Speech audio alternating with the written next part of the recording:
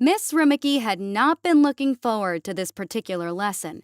She knew that, eventually, once she had worn out all of the cultural aspects of humanity, their vehicles, clothing, and whatnot, someone was going to ask about biology.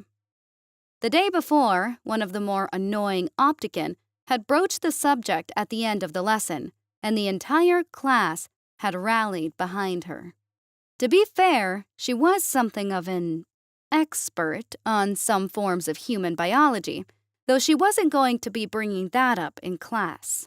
Miss Rimmicky blinked awake with bleary, slitted eyes as the alarm clock went off next to her bedside table.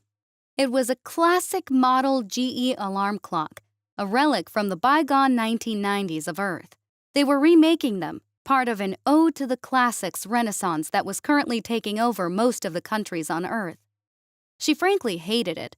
It made a loud, skin-crawling klaxon-type noise when the chosen time had arrived, and it made her instantly snap awake. This was the first of many things she found odd about humans. They did not automatically wake up. Nearly every alien race she could think of had a natural alarm within their brains, a survival mechanism that allowed them to wake up at the perfect time they desired, as their internal clocks ran like a well-oiled machine. The internal clocks of humans, however, ran like a bicycle that was missing a wheel. "Caden, the alarm," Miss Rimmicky said groggily, her face pinching as the little clock kept rattling her skull with each beep. It was amazing that, despite the rather sensitive ears of humans, they could sleep through both alarms, car accidents, explosions, and possibly entire war zones. "Caden," Miss Rimmicky whined, looking down at her side to the human male clinging to her. Humans, oddly enough, loved things to be cold when they slept, or at least a very high average. No one had any idea why, as all aliens loved their rooms warm and cozy, yet humans would happily turn a room down to nearly 62 degrees UAS Fahrenheit and then cuddle under a blanket. Caden was no different. Even now, he clung to her like he was trying to grapple her into submission, one muscled leg tossed over her thighs, and an arm wrapped around her ribcage. Miss Rimmicky, being a Zamra, needed heat to stay warm, and was normally quite chilled on space stations because they were rarely warm enough. Caden couldn't sleep when the room was warm, so they instead had a thick comforter, something the humans called a duvet. Miss Rimmicky could stay quite warm under the blanket, but Caden was like her personal space heater. Humans produced a ton of body heat, likely the reason why they liked to sleep so cold, and Miss Rimmicky was like a heat sink for Caden. This led to their usual morning of tangled limbs, as well as Miss Rimmicky having to drag the rather flirtatious hands of Caden away. Miss Rimmicky never failed to laugh every morning when she had to untangle herself from Caden and lightly swat his hands away. Humans were the only sentient race that could be aroused no matter the time of day. Nearly everyone else in the Confederation had to be fully awake, fed, watered, and active for at least 3 to 4 hours before any kind of amorous awakenings came into play. Humans? Humans didn't even have to be awake for their motor to be running. Many star citizens that studied humans had a deep belief that this was the reason for their constantly expanding population. This odd trait had been the downfall of Miss Rimmicky several times this week alone, speed-walking her way to class after having to re-shower and refresh herself before being in front of her students. It's no fault of her own, as she had a very strong will, even for the Zamra. The downfall came in the form of human pheromones. Humans were the most pheromone-laden in the mornings as the body rests, and this has been so commonplace that not even the humans seem to notice it anymore after the hundreds of thousands of years in their evolution. This meant that all citizens of the stars, including Miss Rimmicky, awoke to a pheromone-laden room every morning, something that scared the absolute sense out of some races while arousing others. Some star citizens that evolved from prey animals are snapped awake with the desire to run and hide, overwhelmed by the smell of a predator next to them and swamping the entire bedroom. Others that evolved from predators find their heart beating fast and mind racing, but for a whole other reason. It takes almost 5 months for a star citizen to acclimate to a human mate, though male star citizens who pal around with female humans find their mornings extremely uncomfortable. There was even a code gleaned from these occurrences, as male star citizens will phone into work to say, "An extra 5 will do," to let their bosses know they need a little more time to calm down. Caden, again, was no different, and may have even been a little worse. As he reached over and slapped the alarm till it was quiet, he rubbed his face into her shoulder, squeezing her tighter with his arms and legs. "Mornin', my little dragon queen." Miss Rimmicky narrowed her sleepy eyes, then reached over and placed her large clawed hand against Caden's forehead. "No," Caden just chuckled, kissing her shoulder and then her neck. "No, Caden."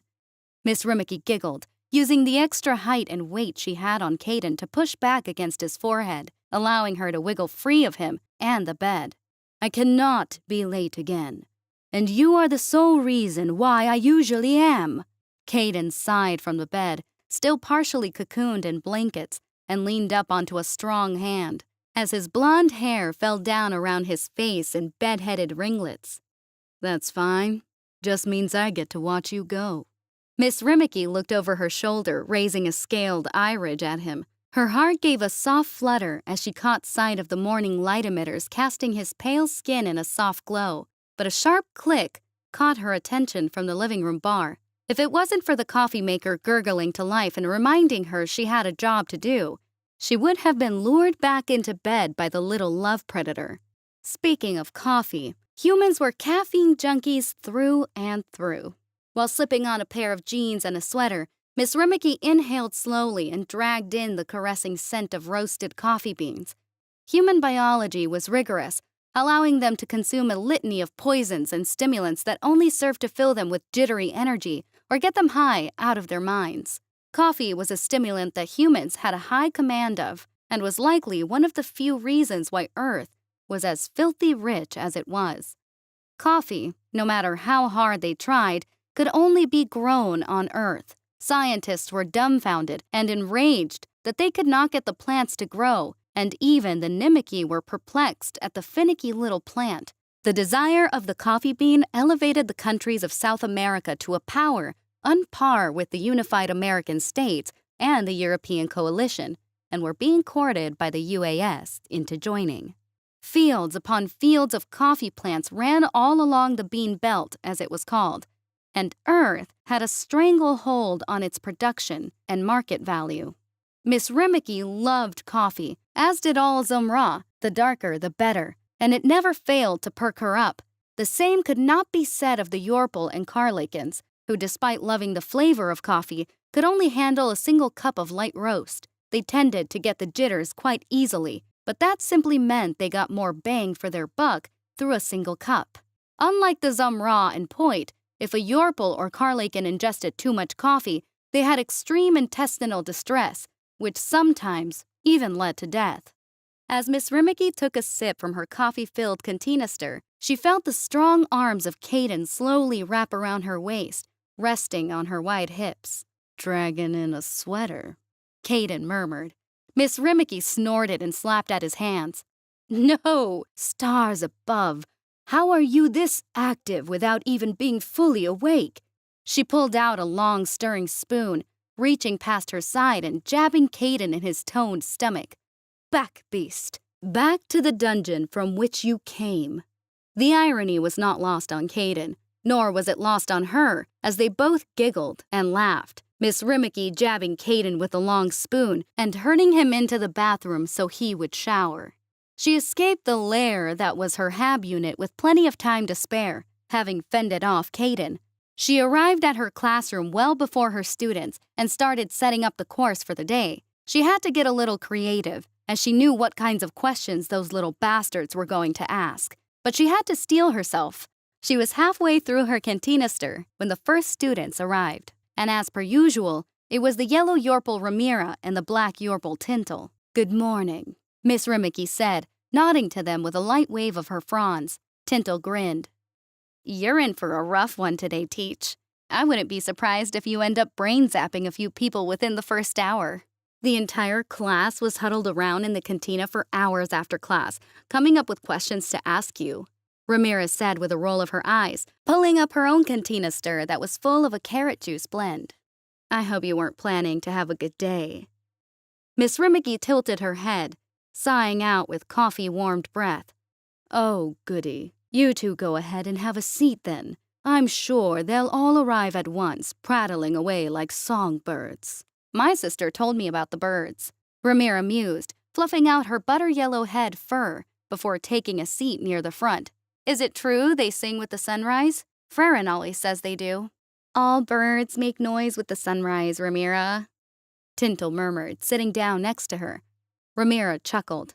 Our birds just scream. Earth birds sing.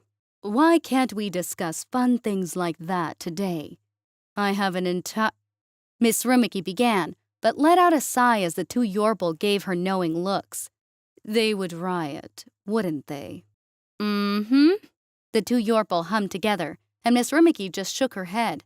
She had just finished up the commands for her slides when the rest of the class arrived, and there was a tangible tension to the air as they all sat down, quiet for the first time since she had taught the class. Oh, you lot are keen, aren't you?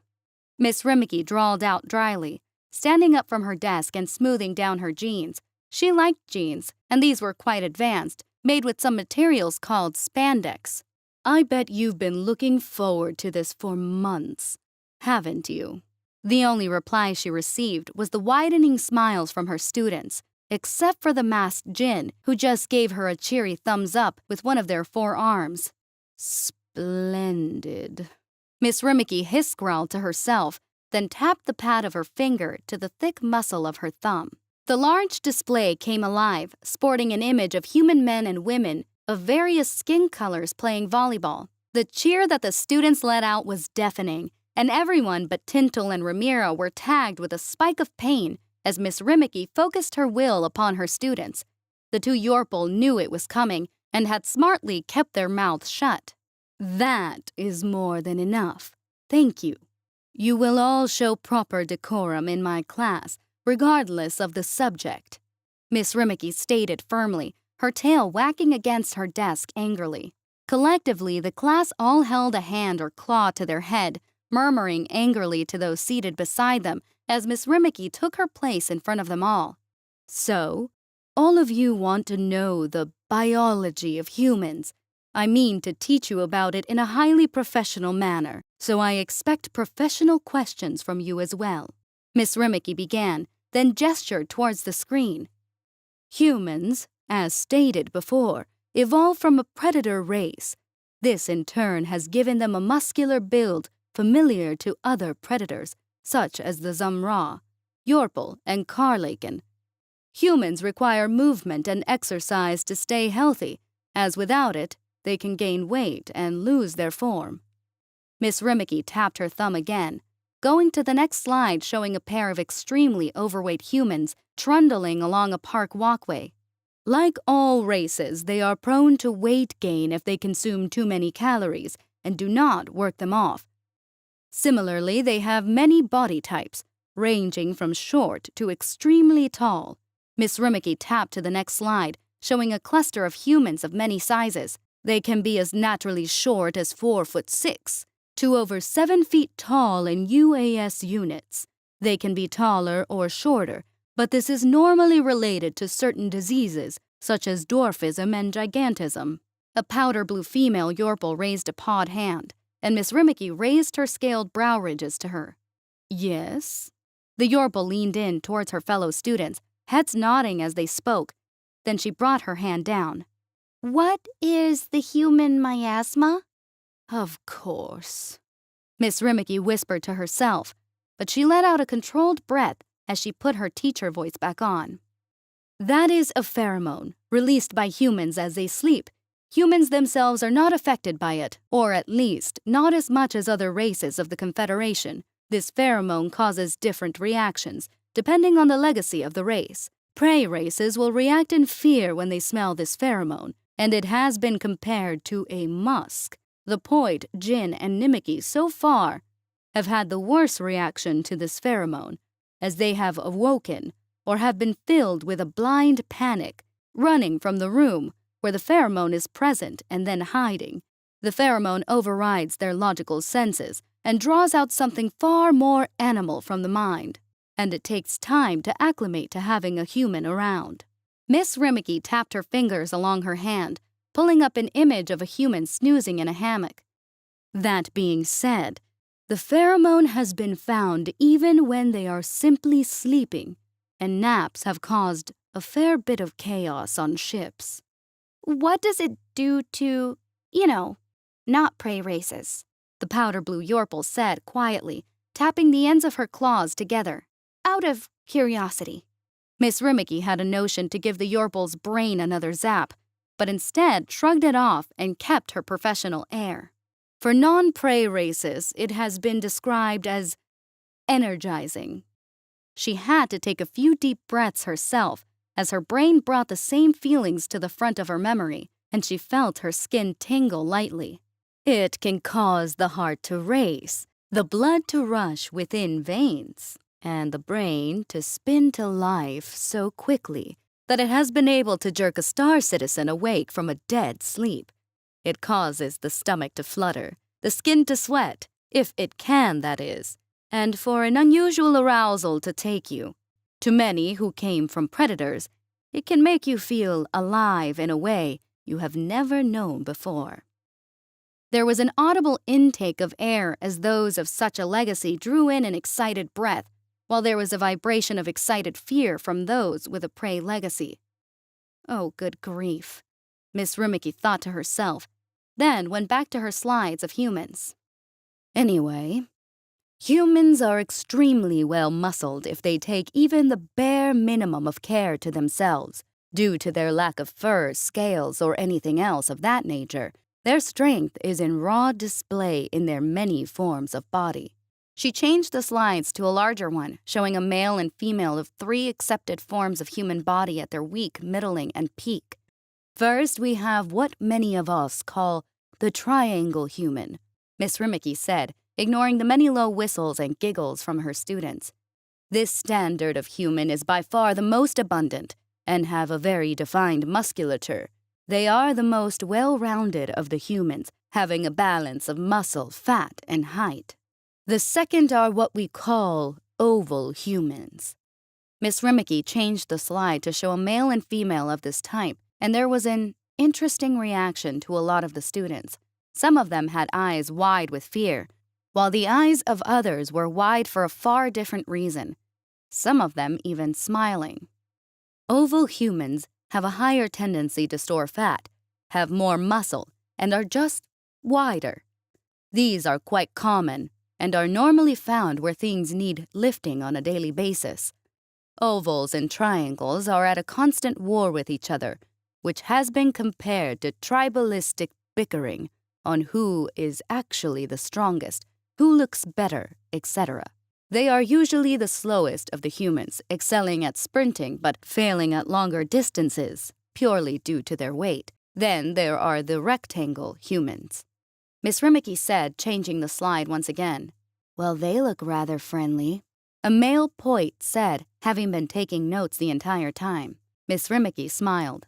Quite. Rectangle humans are athletic, maybe even more so than the triangle humans, and have trouble building muscle or fat due to how their body functions. They are lean, quick, and agile, and dominate many sports that do not require as much strength as others. Human muscle is extremely dense with tightly woven strands of corded muscle. How dense and strong it is up to debate, but there are things we saw during the Daramir War that still have us questioning many things. She tapped at her thumb, pulling up a slightly blurred image of a human ripping a Daramir warrior in half, and there was an audible gasp from the classroom as Miss Rimmicky smoothed down her sweater. It appears that humans are kept in measure. That is to say, their immense strength is held in check naturally by their brain, and we believe they only do this as a means to, well, maintain their caloric needs. All of us use 100% of our musculature to its fullest extent. This much is known and accepted. Humans, as recorded and studied, only use up to 70% of their actual potential strength. Human women have been filmed lifting entire vehicles off of offspring with something called hysterical strength, all by themselves, and warriors have been known to go berserk during the war, ripping their enemy in two or just tearing the limbs from Daramir warriors. The Daramir have not been the only victims to human strength that is left unchecked when engaged in fight or flight. Humans that choose fight can produce terrifying amounts of strength. More roguish races like the Dokwi and Don Shirema have been found equally dismembered, crushed, or outright broken by humans they tried to rob. Even now, the Mandarains are finding themselves shocked at fighting humans in melee combat, as well as their immense strength when their adrenaline is pumping in their blood. After such a display of strength, the human body has consumed a ridiculous amount of energy and will crash a few hours later. Human warriors have been stumbled upon asleep on the battlefield, pushing themselves to the brink and then promptly passing out. The class was quite silent, staring at the still blurry image in horror and awe. Miss Rimiki perked up her voice a bit, going to a new slide. On a lighter note, one thing that all humans share is their ability to generate a substantial amount of body heat. Their bodies run so hot that most bacteria and viruses are cooked alive with the body itself. And only the localized microfauna of Earth even have a chance to infiltrate their bodies. This is also why many of us have to take injections regularly, and why the Optican have to ingest nano-scrubbers to make sure our bodies do not fall victim to earthen pathogens. Is that why we are constantly getting pumped with med tabs? Ajin asked shakily, raising two of her hands past her mask modeled after an earthen wolf. She had to steady herself from the earlier revelation. I feel like I have gotten more injections on this station than I have in my entire life. Miss Rimiki nodded. It is a requirement, I am afraid.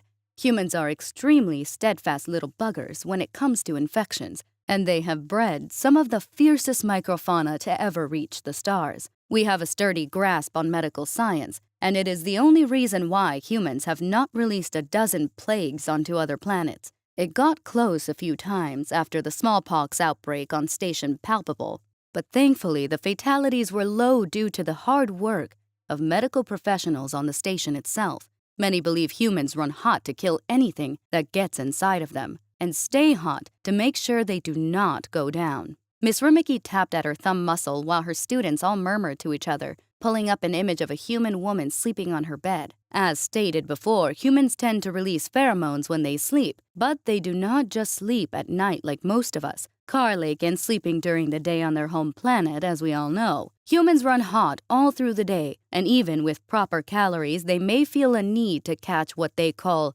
cat naps, a quick snooze to empower their body and rest their brain. Curiously, no other race is able to do this. Even we, Zamra. When we sleep, and will not wake until we have completed a full cycle. As a matter of fact, the only creatures known to be able to nap all reside on Earth. A small rodent-type creature from Yulon will not be able to nap like a small rodent-type creature from Earth, and instead stay awake until they sleep. Further theorized is this being a key component to human dominance on the battlefield. When tired, they can take a quick nap and be back on their feet within hours. The Daramir had to complete full cycles and would even try and force themselves to stay awake in order to combat humans, whom they knew were resting and getting ready to assault them. This led to the Daramir being exhausted by the time the humans hit their lines, unable to nap, and instead trying to stave off their already long-due sleep cycle. Are you trying to say their superpower is of microsleeping? A male Optican asked, his brown feathered head tilted in confusion. What is a nap of feeling like? You can find out if you intake some human pheromones, Miss Rimiki said with a wink, and the class erupted into laughter and guffaws. A female Carelacan hissed out in a giggle, then held out her hands, palms up. You cannot be serious, Miss Rimiki. I'm quite serious, Miss Rimiki said with a smile. The only times other races have been able to experience a nap is when they are near other napping human. Of course, they have to combat all the other feelings that may arise, but if they master themselves, they can experience a short sleeping cycle, or the human nap. If they sleeping so much, why do they ingest so many stimulants? The female Carlaken asked, resting her lizard-like head on her clawed hands. Miss Rimmicky tapped at her palm until the slide of a human drinking coffee came onto the screen, and only she knew it was Caden. It is a fair question, and frankly, the only answer we have is that they like it. Humans, for whatever reason, love ingesting poisons, stimulants, and minerals that make them perk up or feel different ways. We had all thought the Nimicky were the deviants around us, but humans put them to shame. Caffeine, sugar, nicotine, alcohol, cannabinoids, cocaine, opium, capsaicin. Humans ingest them all. They may want to flavor foods, feel more alert, disassociate, or just sit on the couch and eat junk food. Humans are some of the most prolific junkies currently cruising the stars, and their bodies are so robust that they can even ingest stimulants from other races with ease. Miss Rimmicky was about to go on listing some of the more favored human stimulants when a raised hand caught her eye, and she turned. Yes? What is it? I just got an alert that there's going to be a station emergency drill here in about 20 minutes or so, and those always take forever. Before we have to end class early, can we know? You know.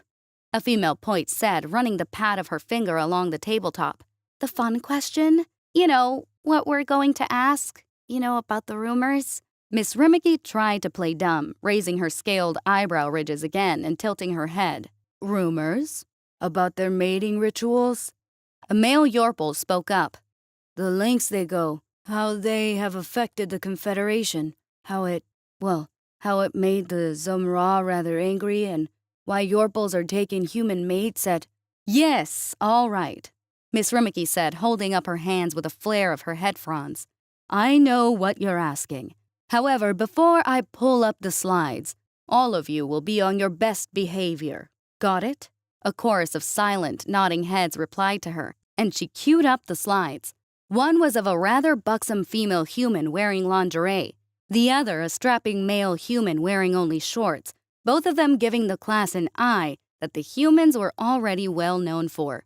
The class itself was very quiet, though they were reacting in their own way. The fur of the Yorples floofed out a fair margin, the hoods of the Carlaken coming forward in an embarrassed manner to try and shield their faces, and the point all blushed, bringing freckles up onto their skin. The Optican were the most pronounced, their feathers poofing out in embarrassment, while the Jinn were calm and cool, though their fingers did fidget with their masks. Humans are predators, and they like to hunt, in all manner of ways. When not in combat, humans become predators of affection. Their body language not only changes, but it is subtle. For the most part, all of us are so advanced that we are quite cordial with each other and openly display our affections with words. The humans are quite behind us, technically, and they wage a different kind of war, one that could be called biological. Miss Rimmicky began, and she kept taking in deep breaths in order to keep herself calm. She hated how she got when talking about this subject, but all it did was make her think of Caden. Humans bring out the worst in us, and sadly the Zumra the most. A popular human saying is, all is fair in love and war, and they are just as adept in one field as they are the other. Miss Rimmicky set the slides to slowly rotate through a section of 50, showing different aspects of human courtship. It could be said that they operate on a biological level, taking advantage of natural responses to touch, taste, sight, and even hearing. The Zumra fell as easy prey to touch and body language, which infuriated Zumra leadership for reasons we already know. There is also a new issue with male and female Zumra smuggling themselves to Earth, but that is not part of this lesson. The most obvious is sight. Humans will initiate emotional combat with pure body language. They will narrow the eyes, smile, grin, and have a deep command of their eyelids and eyebrows. Confederation scholars believe that half of the human language is silent, derived from the eyebrows and eyelids alone. There are also their fingers, Miss Rimmicky said, fighting to not smile. Humans will initiate touch in ways that none of us could even understand, having left that kind of communication behind centuries ago. A light touch to the shoulder, a finger to the chin or lips, the subtle caress of a hip. Hundreds of star citizens have fallen as eager prey to human touch alone. By some way, They know exactly how to touch, caress, stroke, or brush us to elicit a reaction. How they know this, no one is sure, but it appears to be innate, as if they can see us at a feral level and understand how to get the response they want out of us. A few certain scholars believe that human flesh is biologically weaponized, as human skin is quite unique with its ridges, and many consider it to actually be a weapon. The Yorpal, Zumrock, Karlaken, and Optican are the most affected by this. It has been so much of a problem that humans are not allowed to touch these races while on some stations, as it is an actual fear that they may accidentally seduce a star citizen without intending to. Even firm handshakes and eye contact have smitten some officials, leaving them a twitter and causing them to become soft-hearted in negotiations. Furthermore, humans will engage in psychological warfare for affections. They will buy you small gifts that have meaning to you, and they will hug you, a form of intimacy where a human will wrap their arms around you and normally clasps the hands. Miss Rimmicky said, pointing to the display. These are dangerous for more than one reason. One, once they have you, you cannot get away. By all means, try and get away from a human who has their arms around you. You will find it difficult, Miss Rimmicky said, stifling a giggle from what she had to do that very morning. Hugs have meanings. A simple hug from the front in the diagonal is how friends usually greet each other. However, if the hug goes horizontal, either around the waist or neck, that means the human likes you more than a friend and have likely marked you as prey. A hug from the side is also a friendly gesture as long as it is around the shoulders, but should that hug travel south, you are marked as well. The most dangerous hug is one from behind, as no matter where those arms go, it is a display of more carnal or deep affection, and these are normally only administered to those whom they consider a mate in some way. As her students were all furiously taking notes, she kept speaking. Do note these hugs work in the same way on humans. If you hug a human around the neck or waist from the front, you are telling that human that you see them as a potential mate, and they will treat you in kind if they are interested. This can be quite awkward if they are not interested, and the humans are quite good at making that known in a kind manner. The most dangerous is a hug from behind. If you hug a human from behind and have not built up that level of trust and affection, it is no different than hugging an earthen bear from behind. You have a good chance of being mauled for your troubles. What about the thing with the lips? Ajin called out, waving all four of her hands in the air. The kissing thing! The thing they showed the Nimiki. Ah, yes, Miss Rimmicky said, and this time she let a smile crawl along her face openly. It was a hard thing to forget, Caden teaching her about kissing, and it had been an enlightening study. This is a purely human phenomenon, though it could be considered also a Nimiki one as well after tutelage from human smugglers. Yorpal may nuzzle their cheeks together and the Poit may touch their brows together to those they love. But humans kiss. A slide showing a male and a female human kissing came up on the slide, and Miss Rimmicky gestured to it. Kissing is the action of pressing the lips to a part of the body, and this is considered the third human language. A kiss to the cheek is friendly. A kiss to the forehead is considered a way to show care, but the rest of the body has an entire manual of arms when it comes to a kiss. Miss Rimmicky pointed to her own lips. A kiss here means one thing, and one thing only. A human likes you. You need to be careful here when dealing with humans, as like their fingers, their lips are also considered a biological weapon. There have been visible reactions to a human kiss, even on monitoring devices, and scholars believe that humans use pathokinesis as they kiss someone. It can calm you, excite you, seduce you, and even make you fight harder than you ever thought you could. The most common form of a kiss is a loving kiss, a way the human shows their affection for you, despite what you might think. There is also a timer. A timer? A male Poit cried out, his face incredulous. This is a whole other language, and there is a timer? Miss Rimmicky giggled. Yes, a timer. A quick kiss. A moi, as they call it, has no further connotations. It is a simple display. However, should you linger more than a second, you begin unlocking different pathways as the human pathokinesis begins to form. If you or the human lingers, they will then turn their head to the left or right as if working a key, and the lips will then combine. You are now working past locks and can be considered in combat. If either combatant pull away here, it can be considered flirtatious and teasing. However, should you keep the lips together at this point, humans will then rotate their head again, pushing past the third lock. They may hug you, wrap their arms around you, and at times, may even press their tongue into your mouth. Ew! A male opticon spluttered, feathers rustling with distaste. Don't knock it till you try it. Miss Rimiki thought to herself, but continued on. In a form of dominance, and you are now considered to be in the opening moments of a coupling. Should, say for instance, either party pull away, the human will likely be angry or irritated. This is in part due to you showing dominance on the human, or human to another human, and trying to control the situation. I am not joking you when I say human courting and coupling is like combat to them. There is dominance, submissiveness, and tally-keeping even here. I suppose they could also be angry because it's kind of a buzzkill, Tintle said, having been resting her chin on her arms the entire time and watching Miss Rimiki speak with great interest. You get the engines all fueled up for nothing. Even ships hate that.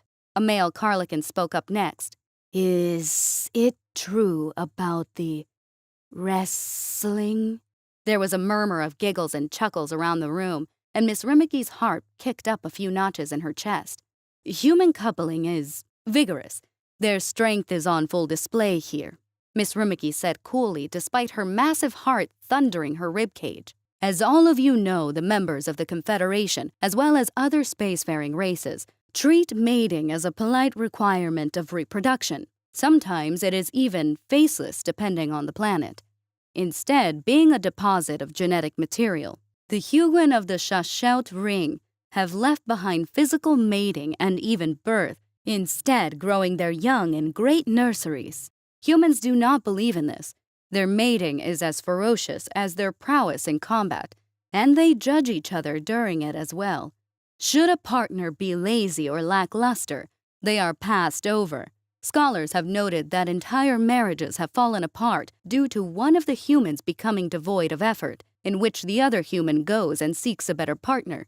Before any of you ask, no, I will not be showing you any aspects of human mating on the display. We will only speak about it. There was a collective annoyed groan that was quickly snapped off when Miss Rimiki turned, poising her fronds. Humans, Miss Rimiki began again, keeping her fronds pointed at her class, bite, claw, and muscle each other during their mating, though it can run the gambit of being either feral, salacious, or intimate. It has been called horrifyingly violent by some scholars, while others have viewed it as charming and pure by others. Death is a common occurrence in human mating, and there is a warning to you all with it. Humans, both male and female, have accidentally broken and killed other races who have tried coupling with them. Again, I must impress upon you that humans are heavy creatures, capable of strength that you have no idea of, and will accidentally kill you, even during mating if you are not careful. That is not to mention that none of us have any defenses against human diseases passed via mating, and hundreds of star citizens have died with a quickness. Syphilis so far has a record of killing a point within 3 days of infection. Left untreated, humans can survive it for up to 20 years. If you are still doubting the ruggedness of humans, they have already been recorded catching both Tyhax Wayne and the Wandering Flesh. How long did they of taking to die? A female opticon asked. They didn't, Miss Rimiki said flatly. Their bodies chewed out the disease, then spat it back out with no ill effects. Now, let's circle back to their musculature. I'll think you'll find some things about their hand bones and elbows quite curious, such as their ability to use them as crushing weapons in a pinch. Freryn stood there in front of Specialist Rayburn's living quarters. She had checked and double-checked the regulations, and as long as both parties were within 3 ranks of each other, they could mingle without the need for further paperwork. She checked and double-checked both the state of her mustard yellow fur and uniform as well, then to the small bag she was holding. She had been told human women liked sweet things, so she had pilfered the commissary for some snacks and drinks they could enjoy during their movie night, in which they would just hang out on the bed, eat snacks, talk, and then go on their way after the movie. Freren had already done this with Corporal Raddock, the male human having been quite pleased when he opened the sliding hatch door and seen Freren standing there with a cooler of beer.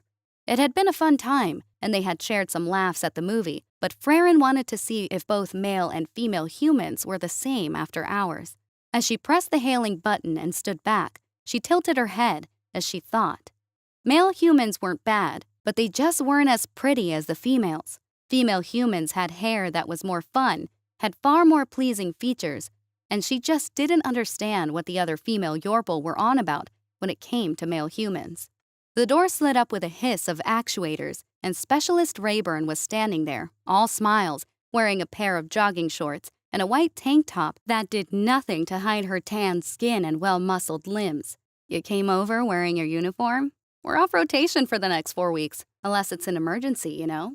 Special Rayburn teased, then stepped back to allow Freren in. Come on in, you dork. I found an old digital copy of Mulan. I think you'll like it. She didn't understand why, but Freren's heart was beating a lot faster than usual as Specialist Rayburn gave her an odd look, and she could feel her tail wagging behind her. All right. Is it a war movie? Kinda, Specialist Rayburn said with a giggle, then closed the hatch behind Freren.